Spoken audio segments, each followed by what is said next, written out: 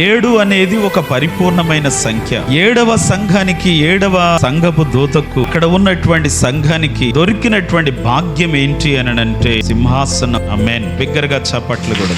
ఈ లవోదికయ సంఘ పరిస్థితులు చాలా తారుమారుగా, చాలా గలిబిలిగా ఉన్నట్టుగా అనిపిస్తాయి. ఎందుకని నీవు దౌర్భాగ్యుడు అంటున్నాడు, దిక్కుమాలిన వాడవు అంటున్నారు, దరిద్రుడవు, గురుడి వాడవు, దిగంబరుడవు. ఇంకొక పరిస్థితి ఏంటో తెలుసా? నువ్వు చల్లగాను లేవు, నీవు వెచ్చగాను లేవు, నువ్వు నిలువెచ్చని స్థితిలో ఉన్నావు అంటున్నారు. ఈ సంఘాన్ని గురించి దేవుని మాట, నేను నిన్ను ప్రేమిస్తున్నాను, నీ పరిస్థితి ఇది అని నేనేం చేస్తున్నానంటే నిన్ను ప్రేమిస్తున్నాను. నువ్వు చల్లగాను లేవు, వెచ్చగాను లేవు, నులువెచ్చగా ఉన్నావు. ఆ నోట నుండి ఉమ్మి వేసేస్తా, జాగ్రత్త. అయితే నులువెచ్చగా ఉన్నా నిన్ను ప్రేమిస్తున్నాను, నేను గద్దిస్తున్నాను.